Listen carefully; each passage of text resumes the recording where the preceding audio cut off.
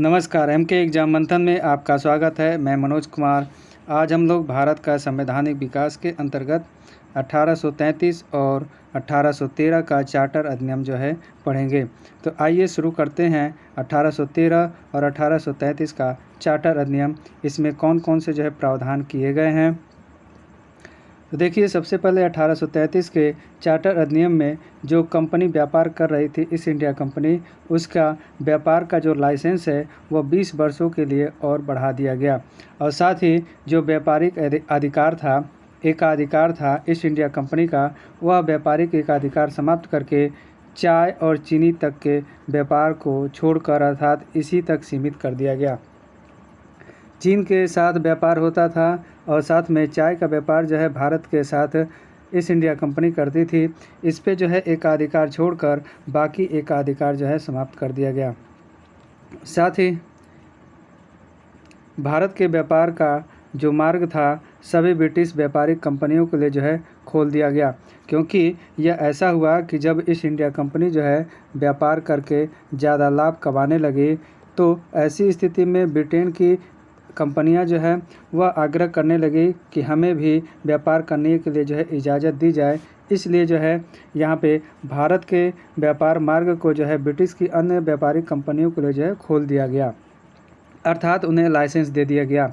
क्यों ऐसा किया गया, इसके बारे में कहा जाता है कि 1776 ईस्वी में वेल्थ ऑफ नेशन नाम की एक पुस्तक प्रकाशित की जाती है एडम स्मिथ के द्वारा, जिसमें यह बताया गया है कि जो देश जितना ज़्यादा विदेशी व्यापार करेगा वह उतना ज़्यादा मजबूत होगा, अर्थात उसके पास विदेशी आय जो है संपत्ति जो है आएगी और उसके कारण से वह उतना ही ज़्यादा मजबूत होगा। इसी तर्क के आधार पे अर्थात इसी प्रेरणा से जो है भारतीय संविधान का अनुच्छेद 301 जो है इससे प्रेरणा लेता है और संपूर्ण भारत में निर्बाध रूप से व्यापार करने की स्वतंत्रता का प्रावधान जो है किया जाता है और इसी एक्ट से यह प्रेरणा लिया जाता है आपका 1813 से। इसके पश्चात आइए आगे देखते हैं। इसमें जो है भारत के जो ब्रिटिश क्षेत्र थे, उन ब्रिटिश क्षेत्रों में विज्ञान एवं साहित्य की शिक्षा देने के लिए जो है प्रति वर्ष 1 लाख रुपए कंपनी द्वारा खर्च करने का जो है प्रावधान किया गया। यह खर्च जो है किया नहीं गया, लेकिन प्रावधान किया गया था, जिसे अन्य मामलों में खर्च कर दिया गया। साथ ही यह शिक्षा प्रदान करने की राज्य की जिम्मेदारी को स्वीकार करने की दिशा में यह पहला कदम माना जाता है। इसमें आगे कहा गया है कि भारत में ईसाई धर्म का प्रचार करने की स्वतंत्रता जो है प्रदान कर दी गई और इसमें जो अप्रत्यक्ष रूप से यह स्वतंत्रता प्रदान की गई थी, प्रत्यक्ष रूप से नहीं। यानी कि भारत में अब जो ईसाई मिशनरी के पादरी थे, प्रचारक थे, वह आसानी से अब भारत में आकर प्रचार कर सकते थे। इस प्रावधान से जो है भारत जो है प्रभावित होता है और भारतीय संविधान निर्माताओं ने अपने संविधान में धार्मिक स्वतंत्रता का अधिकार का जो है प्रतिपादन किया, जिसका उल्लेख भारतीय संविधान के अनुच्छेद 25 में किया गया है। आइए अब आगे देखते हैं। तो इस तरीके से यहाँ पे आप देखते हैं कि 1813 के चार्टर एक्ट के द्वारा भारतीय संविधान में अनुच्छेद 301 जोड़ा गया, जिसमें कहा गया है कि संपूर्ण भारत में निर्बाध रूप से व्यापार करने का अधिकार जो है मिल गया भारतीयों को। और दूसरा, भारतीय स्वतंत्रता के बारे में कहा गया, जिसमें धार्मिक स्वतंत्रता का जो है उल्लेख किया गया है और इसके उल्लेख जो है भारतीय संविधान के अनुच्छेद 25 में किया गया है। यानी चार्टर अधिनियम 1813 से जो है कुछ प्रावधान लिए गए हैं।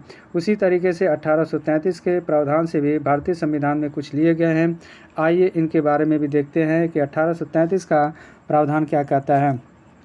इसमें जो है बंगाल के गवर्नर जनरल को अब संपूर्ण भारत का जो है गवर्नर जनरल जो है बना दिया गया। साथ ही बम्बई तथा मद्रास को भी इसके क्षेत्र में कर दिया गया। यानी कि अब जो है बंगाल का जो गवर्नर जनरल होगा वह बम्बई और मद्रास के गवर्नर जनरल के लिए भी कानून निर्माण करने का कार्य करेगा। भारत का प्रथम गवर्नर जो है विलियम बेंटिक को जो बनाया जाता है। यानी 1833 के अधिनियम के द्वारा जो है जो बंगाल का गवर्नर जनरल था, अब उसे भारत का गवर्नर जनरल कहा जाने लगा। और पहला जो है भारत का गवर्नर जनरल था विलियम बेंटिक। भारत के गवर्नर जनरल को ऐसी स्थिति में इस प्रावधान के द्वारा इस अधिनियम के द्वारा सैनिक, असैनिक और राजस्व संबंधी मामलों की जो शक्तियाँ थी सभी प्रदान की गई, अर्थात कार्यपालिका संबंधी सभी शक्तियाँ भारत के गवर्नर जनरल को जो है प्रदान कर दी गई। वर्तमान में भी हम देखते हैं कि भारतीय संविधान जो है इससे प्रेरणा ग्रहण करता है और इसने जो है भारतीय संविधान में अनुच्छेद 53 के तहत जो है यह व्यवस्था की गई है कि संघ की कार्यपालिका शक्ति राष्ट्रपति में निहित होगी और राष्ट्रपति जो है संघ की रक्षा के बलों का भी सर्वोच्च सेनापति होगा। यानी कि यह जो पहले व्यवस्था की गई थी ठीक ऐसी ही व्यवस्था की गई है वर्तमान भारतीय संविधान में।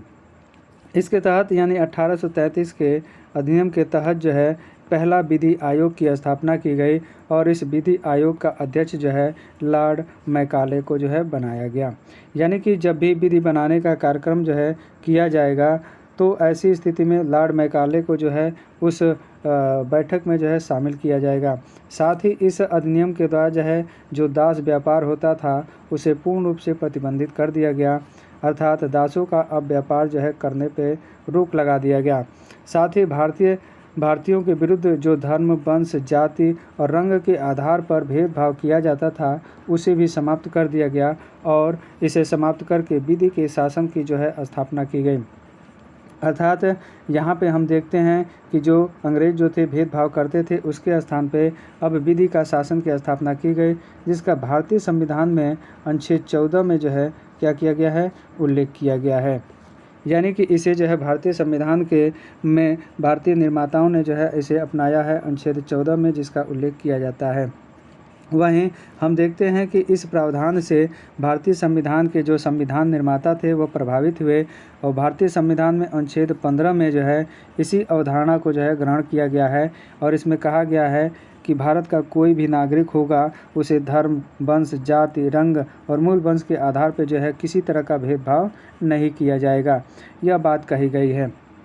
इसके अलावा इस प्रावधान में यह कहा गया है इस चार्टर अधिनियम में कि कंपनी का जो व्यापारिक एकाधिकार था वह पूर्ण रूप से समाप्त कर दिया गया। देखिए 1813 का जो अधिनियम या एक्ट था उस एक्ट में जो है आप देखते हैं कि चाय और चीनी पे जो है एकाधिकार बना था। किस पे? चाय और चीनी पर, चीन पर, यानी कि चाय और चीन पे जो है एकाधिकार बना था, लेकिन इसमें वह एकाधिकार भी ब्रिटिश सरकार द्वारा जो है समाप्त कर दिया जाता है। यानी अब अन्य कंपनियां भी आकर किसी भी क्षेत्र में व्यापार कर सकती थी। साथ ही जो बंगाल का गवर्नर जनरल था उसे भारत का गवर्नर जनरल जो है बना दिया गया और इसके द्वारा कानून बनाने की शक्ति जो है भारत के गवर्नर जनरल को प्रदान कर दी गई। यानी कि बंगाल और मद्रास और बम्बई के प्रेसिडेंसियों के लिए जो है कानून बना के शक्ति जो है भारत के गवर्नर जनरल को जो है प्रदान कर दी गई। साथ ही प्रशासनिक मामलों में केंद्रीकरण की प्रवृत्ति को जो है अपनाया गया। केंद्रीकरण की प्रवृत्ति से आशय यह है कि हम देखते हैं कि बंगाल है, यहाँ पे बंगाल है और यहाँ पे मुंबई, मद्रास, इनके जो है इन दोनों प्रेसिडेंसियों का अधिकार क्षेत्र जो है अब अधिकार रखेगा यहाँ पे बंगाल के द्वारा जो है कानून निर्माण करने का काम किया जाएगा। इसलिए प्रशासनिक दृष्टि से इसे एक माना जाने लगा। तो इस तरीके से यहाँ पे हम देखते हैं 1813 और 33 के अधिनियम में जो है यानी कि प्रावधान जो है कुछ किए गए हैं जो महत्वपूर्ण थे। आइए अब जो है कुछ महत्वपूर्ण तथ्य जो है गवर्नर और गवर्नर जनरल से संबंधित आपको बताते हैं।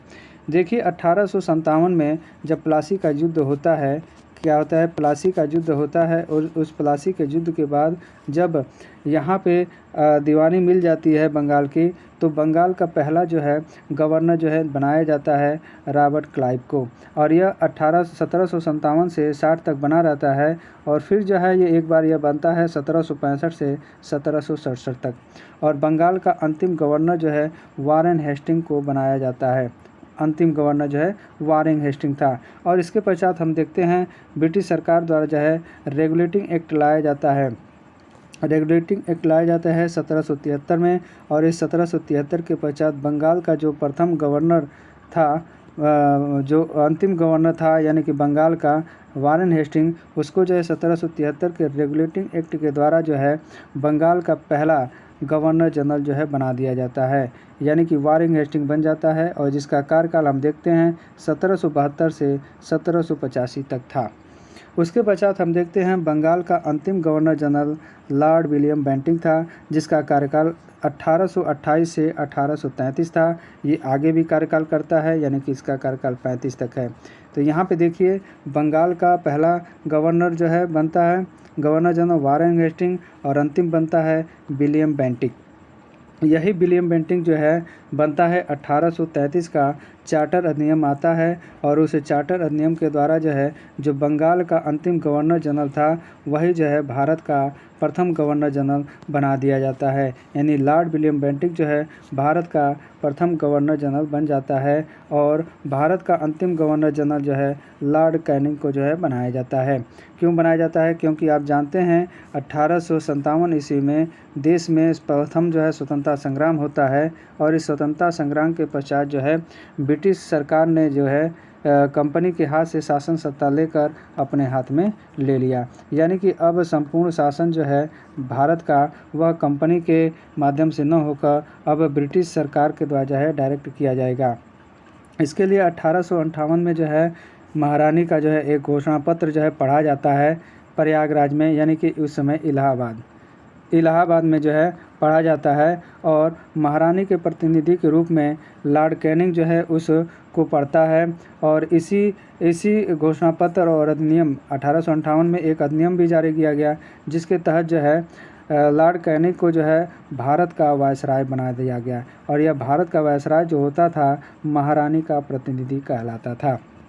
यानी कि आप देखते हैं कि लॉर्ड कैनिंग जो था भारत का अंतिम गवर्नर जनरल था, और यही जो है जब 1858 में जो है अधिनियम आता है, उस अधिनियम के जो है भारत सरकार अधिनियम आता है, उस अधिनियम के द्वारा जो है इसे भारत का प्रथम वायसराय बना दिया जाता है, और यह वायसराय जो है आपका महारानी का प्रथम प्रतिनिधि माना जाता है। और भारत का अंतिम वायसराय जो है माउंटबेटन को माना जाता है। यह अंग्रेज़ों की तरफ से अंतिम था, और भारतीयों की तरफ से प्रथम और अंतिम जो है चक्रवर्ती श्री राजगोपालाचारी को जो है माना जाता है। इसके पश्चात हम देखते हैं हमारा देश आज़ाद हो जाता है, और यही पद जो है आगे बढ़ता रहता है, और 1950 में संविधान लागू होने के पश्चात भारत का वायसराय का पद जो है अब राष्ट्रपति के रूप में तब्दील हो जाता है, जिसका उल्लेख जो है भारतीय संविधान के अनुच्छेद 52 में किया गया है। और डॉक्टर राजेंद्र प्रसाद को जो है पहला जो है राष्ट्रपति बनाया जाता है देश को। आपको बता दें डॉक्टर राजेंद्र प्रसाद जो थे भारत में जो संविधान सभा गठित की गई थी आपके कैबिनेट मिशन योजना के तहत 1946 ईस्वी में, उसके भी ये क्या थे आपके अध्यक्ष थे, अस्थाई अध्यक्ष थे, जबकि अस्थाई इससे पहले चुने गए थे। उनको स्थान पे जो है अस्थाई अध्यक्ष का जो है इनका चुनाव किया गया था डॉक्टर राजेंद्र प्रसाद का। तो इस तरीके से यहाँ पे आपने महत्वपूर्ण यह तथ्य देखा कि बंगाल के गवर्नर जनरल, बंगाल का जो गवर्नर था उस बंगाल के गवर्नर से लेकर भारत के राष्ट्रपति तक का जो क्रम है, अर्थात पद जो है कितना परिवर्तन आया है। पहले गवर्नर बना, गवर्नर से जो है उसके बाद से बंगाल का गवर्नर जनरल बना, बंगाल के गवर्नर जनरल के पश्चात जो है भारत का गवर्नर जनरल, भारत के गवर्नर जनरल के पश्चात जो है वायसराय बना, और वायसराय के पश्चात जो है यही पद जो है आज वर्तमान में राष्ट्रपति के रूप में जो है तब्दील हो गया है। तो इस तरीके से मेरा वीडियो जो है यहीं पे समाप्त होता है। मेरे वीडियो को लाइक कर दीजिए, शेयर कर दीजिए, और मेरे चैनल को अवश्य सब्सक्राइब कर दीजिए। नमस्कार।